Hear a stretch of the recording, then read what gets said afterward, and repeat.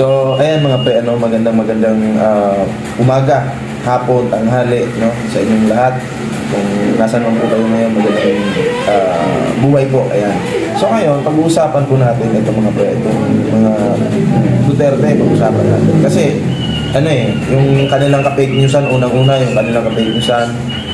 Pangalawa, yung panggagamit nila, lalong-lalo na doon sa bata, si Giggle Kid, kasi sinasabi naman ng bata, oo, na hindi daw sila bayad. Pero panood ko nga yan, yung nagano siya, di ba? Tumisigaw siya na, dito kami para suportahan si Mark, Duterte pala, di ba? Parang hinat yung, eksena na yun. Yun, diba? isa yan sa katawa yan natin ngayon. At syempre, itong mga homeless dyan sa EDSA, kasi kawawa naman, di ba? Nagtsatsaga naman. Natatawa nga ako dyan, Lods, kasi para silang nag-unwind sa beach. Yun nga. Kulang na lang maganda sana, Lods. Lumipat sila sa kasi kung Sereno Grandstand kasi may seaside. Sa beach diba? Kasi, ang maamoy natin doon, sariwang hangin.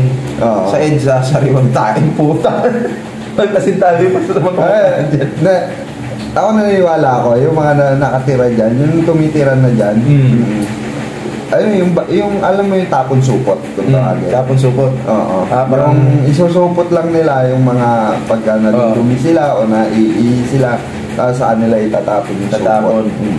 Kasi gawain talaga nila yung mga dugyot kasi talaga pag mga Duterte supporter. No? Biruin mo, Lods, na aatim nila na sa halagang 200, 300 to 500 pesos.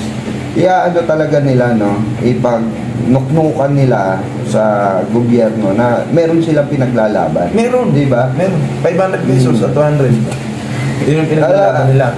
Alam mo, iyan ang kaibahan natin sa kanila. Tayong mga solid BBM ever since. Hindi tayo yung pupunta sa isang rally na para lang magbayad, di ba? Kumbaga tayo, pupunta tayo sa isang lugar o pupunta tayo sa isang rally or kung ano man yan, di ba? Ang baon lang natin, dignidad. Ng pinaglalaban natin, di ba? Kaya napanood ko nga yung may interview ka nun regarding dun sa magkano yung binayad, di ba? Ay, oo, na-interview ko yun. Sardinas, pinapaka. Diba? Tapos, alas 3 na, hindi pa nakakain yung mga matatandang, mga bayaran. Gutom na sila, nakakaawa talaga kasi unang-unang matindi doon, naglikom yung mga vlogger nila ng pera. So, maraming pinagika sa kanila. Pagdating doon sa rally, hindi man nila na-manage yung maayos alas 3 na, hindi pa nakakain yung kanilang mga kaya marami nag-walk out di ba? Marami nag-walk out. Kaya ako naiwala ko yung sinasabi nilang sa January ulit. Hindi na ako naniniwalang marami pa rin sasama dyan. Ewan ko lang kasi Iglesia ni Cristo daw yung mangunguna dun Tapos ang problema dito magagamit ang Iglesia ni Cristo kasi ganito, magrarally ngayon ang Iglesia ni Cristo. Tapos pag nag-rally ang mga yan, yung mga DD sheets, yung mga hampas lupa, pupunta dun sa rally kasi yun yung hanap buhay nila rally Ika-cover, manghingi ng pajikas. Pajikas kayo kasi pambili namin ng tubig, pagkain, ganun. Magbibigay na naman kayo. Real talk po ito. Ang kumita po dyan, mga vlogger po dahil sa inyong pajikas. Pero kami pag may rally, ang PBBM, hindi po kami nanghingi sa inyo. Hindi namin ginagawa yan. Take note, Lods, ikaw, diba, tayo pa namimigay. Ikaw nga, diba, ikaw pa nag-distribute para sa mga kapulisan natin ng pagkain, di ba? Kasi unang-una ang mga kapulisan natin, yan yung nagbibigay ng katahimikan sa isang rally. Di ba? Para ma-minimize yung kaguluhan. So, syempre, importante paalagaan.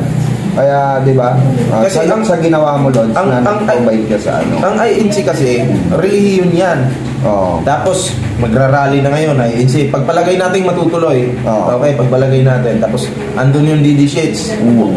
INC, tapos papasok yung mga vlogger nila. Magmumura-mura yan doon. Mabababoy ang relihiyon.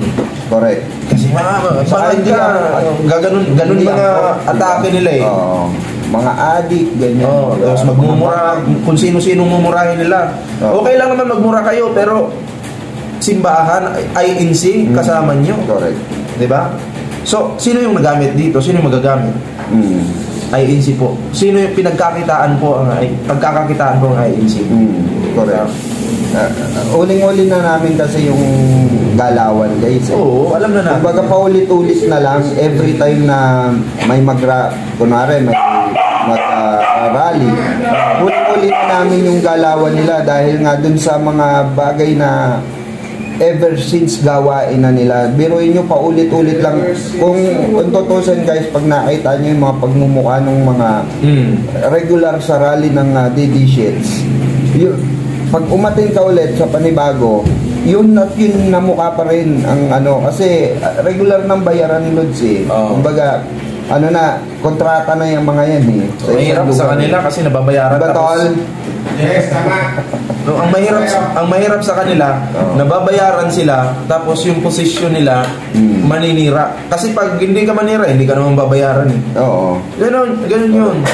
Kasi ang naghahabol kasi itong amo nila, si Sara Duterte, hinahabol yung posisyon ng ating mahal na Pangulo. Gusto patalsikin yung Pangulo para si Sara na yung pumalit. Kaya nagbabayad yung mga dutais dyan sa mga vlogger-vloggeran nila.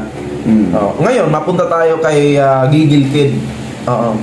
Ito si Gigil Kid. Ano ito? Hindi daw siya bayad. Pero nadulas, alam niyo naman yun, na-content na natin yan eh. Diba? Ikaw, sa sarili mong opinion, reaction, nararapat ba yun sa isang minor na magpunta ng rally? Wala pang alam. Walang alam yan. Alam mo, Lods, isa yan sa butas nila. Isa yan sa nakita kong butas.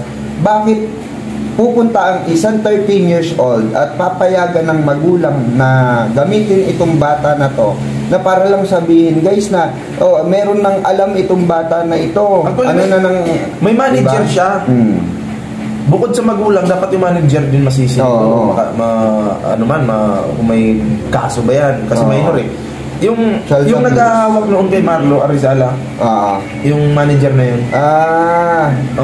Yun din yung naghahawak sa batang ito ngayon. At sinisigaw niya nitong bubong manager na to na hindi daw sila bayad, hindi daw sinusulsulan yung bata. Pero hindi daw tinuturuan yung bata, hindi sinusulsulan. Yun yung sabi ng manager. Hindi nung nagsalita na yung bata, bumulong yung manager, sinulsulan. Sampalin ko yung utak nito eh. Alam nyo, guys, yung mga ganun diskarte yan, hindi na uubre sa panahon ngayon. Matatalino na tao ngayon. Sobrang matatalino. Tingnan nyo, guys, kahit na anong sira nila sa Marcos way back before, diba? Puro sila pinahirapan ng Marcos sa isang Pilipinas, pinahirapan ganito, ganyan. Ano ang lumabas sa totoong history ng Marcoses? Ngayon lumabas yung katotohanan na maraming nagmamahal sa Marcos. Diba? Actually, maraming nagmamahal. Na-miss nila yung... Hindi mananalo yan, Lods, kung wala nagmamahal. Oo, na-miss nila yung pamumuno ng Marcos. Oo, correct. Nila? Kaya ayan, nung nanalo si PBB, maraming natuwa. Marami pang nagpalitson eh. Oo. Nagpalitson talaga. Nagpalitson, dahil nanalo nga. Tapos, balita ko, may magpapalitson. Ulit. Pag napatalsik si Sara, maraming magsiselebrate. At balita ko nga, Lods, magkakaroon ng Lechon Festival sa EDSA. Yung Cebu, ililipat na sa EDSA. Diyan na maglilitsyon. Diyan na maglilitsyon. Pero alam niyo ba, magnanakaw itong mga mga DDS. Bakit? Kasi ang people power, ang nakabuo niyan, mga dilawan eh. Inangkin ngayon ng mga DDS, nag-people power din sila. Ang people power kasi, nagpi-people power sila para sa bansa. Pero mga DDS, nag-people power sila para lang sa isang pamilya. Mga Duterte lang yung sinusuportahan nila. Diba? Kaya kiniklaim nila na kanila yung EDSA, people power, ganun. Pero tandaan nyo, ang EDSA, teritoryo po ng mga dilawan yan. Hindi sa inyo yung DDS. Binaboy nyo nga yung EDSA eh. Diyan na kayo Diyan na kayo tumatay. tumira, diyan na kayo, di ba? Oo. Natutulog ko lang nga, magtayo. May tent ba sila ron? Wala, mga paslupa nga kasi karton so, lang eh. Karton lang natutulog. Oo, karton. Oo. So, possible yan, Lods, yung mga binayaran nila, homeless talaga, na binihisan lang nila, possible, no? Hindi, bayad yung mga yun. Oo. Mag-i-stay ka ba doon? Wala kang... Correct. Wala kang pagkain, no? Sinakripisyo mo yung trabaho mo Oo. para lang dyan sa EDSA na tapos magugutom ka lang. Hindi ko gagawin yun, Alagang siyempre. Pero dahil 200, may bayad. 500. Ay, hindi. Yung mga vlogger dyan. Oo. Hindi 200 yan. May mga vlogger din. Vlogger yun, yung nandun na lang. Mga, yung Kasi last time na nakita akong vlogger, parang dalawa na lang. dalawa, tatlo, ganun. Pero noon talaga, mga pailan-ilan pang ano ton, yung mga, hindi naman sila vlogger, pero dahil may 200, 300. Pero yung natitira ngayon doon, puro na lang ano, vlogger. Nakatutok sa mga sasakyan yung kanilang mga camera. sasakyan, no? Tapos nagsasalita doon. Oo. Parang mga tanga. Parang mga tanga. Alam nyo, yung mga vlogger na nandyan sa EDSA, alam namin wala kayong dignidad eh. Kasi kung iisipin natin guys, bakit mo itataya yung yung pang-araw-araw mong buhay para diyan sa kung wala kang halaga, diba? So meaning to say, may halaga. May katapat na halaga yung Tama. dignidad ng mga taong naandyan sa EDSA. Yung iba nagtrabaho. Pero dahil may offer yung vlogger doon, medyo may monthly ka doon. Ayun, Malaki. mag-EDSA na sila. Yung opisina nila sa EDSA. Doon rin yung nila, tawag doon, yung time in, tsaka time out. Time out. Oo. Hindi, may ano pa nga sila eh. Baka Overtime eh. Baka tingin mo may 13-month pay nila nung ngayon December. Hindi ko lang alam kung may 13-month pay sila, pero ang alam ko, monthly talaga yung pinabayad sa kanila eh.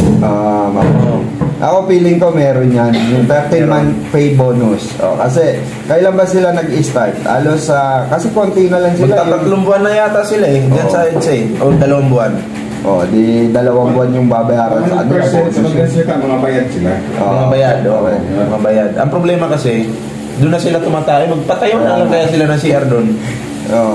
Kahit ikaw talwaw, ikaw tsatsagay mo ba na mag-ano dun sa EDSA kung hindi malaki bayad sa'yo, di ba? Oo. Walang magtatagawin kung walang bayad. Oo. Yung mo lang yun. Wala. Nandun ka sa initan, nandun ka sa ulan, di ba? Yun. Tapos, si Maui nga, naalala niyo si Maui? Si Maui, Lods, baklang inutil na may itlog na vlogger-vloggeran. Yun yung 5 days na yata siya doon. Hindi umuwi ng bahay. Bigla siyang taas ng kamay. Noon, yung ganito natin kamay, mga Duterte, nagtaas ng kamay. Gumanon yung yung katabi niya na lalaki. Mabaho daw yung kilikili. Puta, wala ba naman ligo-ligo eh. Nakapost yun sa sa community ko. Pinost ko yun. Oo. Ikaw ba wala kang ligo-ligo? Wala Talaga ligo-ligo. makakamoy ka nun. Pulsag ka lang. Muntik nang mamatay yung katabi. Oo, muntik na. Pero ngayon, eto. Anong masasabi mo dun sa maipapayo mo sa mga kaibigan nating dyan, mga INC, no? Na in-explain na naman natin kanina na magagamit talaga sila. Ako, sa ganun. may may mga kaibigan din akong INC, kumpare pa nga na mga INC, kumare. Pero isa lang ang masasabi ko, sana wag nyong hayaang magamit ang inyong reliyon. Alam nyo sa sarili nyo yan na sagrado ang inyong para sa inyo, di ba? Alam nyo sa sarili nyo na sagrado at hindi kailanman pwedeng gamitin sa mga ganyang klase ng ng ipinaglalaban, di ba? Meron kayong sariling prinsipyo at paniniwala, di ba? So be it, kumbaga doon na lang kayo. Pero yung to the point na magpapagamit pa kayo para lang isalba ang mga Duterte, pangit. At tandaan nyo, kahit bata nga ginagamit nila. Correct. Yung rally nyo pa kaya kung matutuloy. Diba? Pangit talaga, diba? So, mapunta naman tayo dito sa Sara Duterte, no? Oo. Agree ka ba na ma-impeach si Sara? Ay, ako agree. Kahit nasabihin natin hindi, kumbaga, inayunan ng Pangulo dati na hindi, kumbaga, gastos lang, ganito lang, kumbaga, wag na ituloy ang impeachment na yan. Kasi hindi naman totally talaga ang Pangulo ang nag-uutos eh. Kumbaga, Reaction lang yun ng Oo, yun yung pananaw niya eh. Di ba? Ang talaga mag-i-impeach kay Sara, taong bayan. Oo. At ito pa, Taong bayan. ito pa, sinasabi ng mga marami sa TikTok eh. Oo. Naglalabasan sa TikTok, ng Pangulo daw talaga sinusuportahan yung impeachment. Oo. May patunay ba yung mga yan? Parang Kaya nga. meron ba kayo patunay? Ang sabi pa na nga ng Pangulo, aksaya lang sa oras yan. Oo, sa oras. Ngayon, paano nyo sasabihin, sumusuporta ang Pangulo sa impeachment ni Sara? Wala. Puro lang nga sila fake news. Fake news. Para lang obvious na para lang sirain talaga yung natin, bansa natin. Yan yung mga panggulo sa lipunan, solid, di ba? Tayo naman, I'm sure some of us, di ba, Lods, na talagang kumbaga bumoto rin sa nung mga nakaraang eleksyon, di ba? Kaya nga meron kaming isa ako doon na bumoto ako sa Duterte. Kaya nga sabi ko isa ako sa nabudol. Oo. Kasi nga yung expectation ko At mataas. saka hindi naman natin iboboto yan kung hindi dahil kay Pangulo eh. Oo. Di ba? Dahil Correct. dumikit kay Dumikit Pangulong eh. Bongbong Marcos, maraming sumuporta kay Sara. Damay na. Oo, ganun yun. Saka alam natin kung gaano kalakas saka wala ka ng ibang choice sa pagka-presidente kundi si Marcos na lang talaga eh. Siya na lang yung talagang siya na lang talaga yung kumbaga katangi-tangi na pagpipilian mo. Sino pagpipilian mo sa iba, di ba? Kasi kung malakas si Sara, sinasabi niyo malakas, dapat tinapatan niya sa PBBM. Correct. Noon. Hindi siya Diba? nag-vice. Hindi siya nag-vice. Kasi Ganun yun. bakit siya nag-vice? Kasi alam niya eh. Alam niya matatalo. Alam niya na inutil siya. Oo. Alam Diba? Walang susuporta sa kanya pag tinapatan niya yung Pangulo. Ganun yun. Diba? Oo. Tapos nagbabanta-banta pa, pupugutan ng leeg yung ating Pangulo, Oo. papatayin. Ay, Oo. Sige, ingat.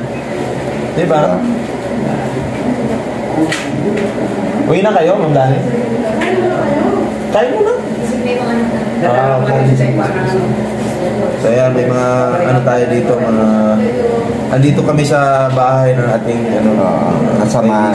kasamahan. Kaya abangan nyo yan. Yung mga kasi mas marami naniniwala ang vlogger ngayon. No, sa panahon ngayon, maraming vlogger talaga ang naniniwala sa katotohanan at naniniwala sa tamang prinsipyo at pananaw, 'di ba?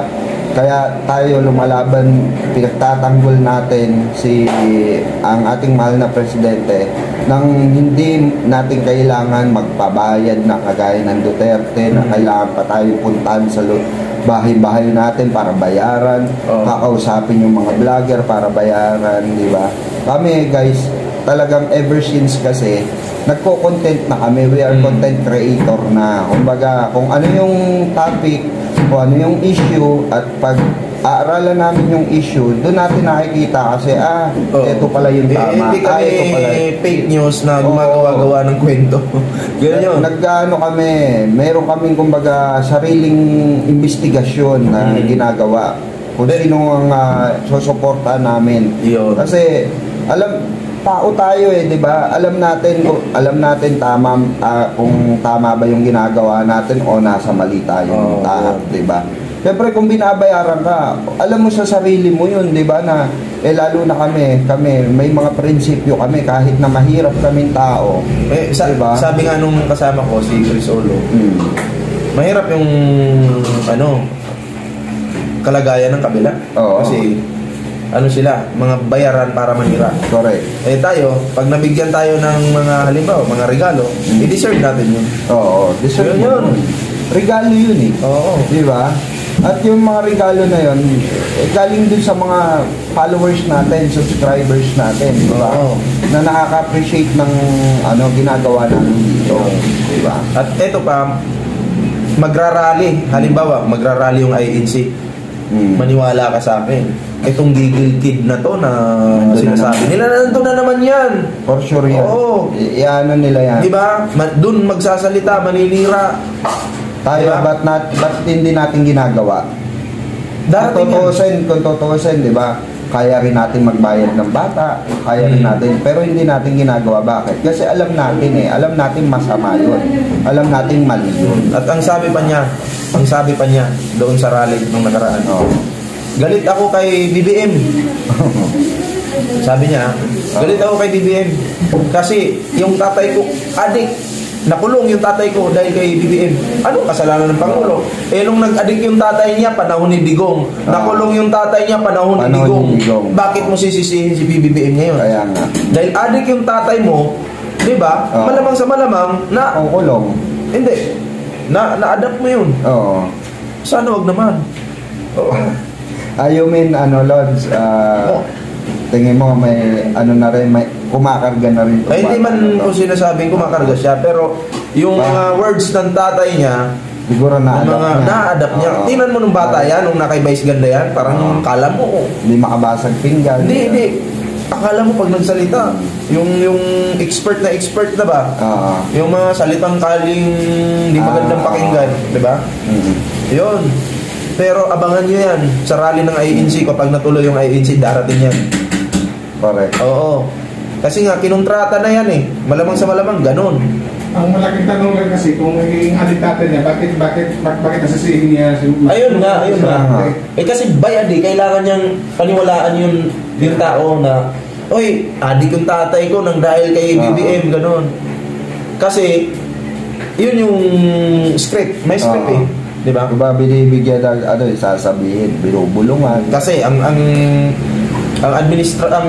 pangulo daw natin bangag.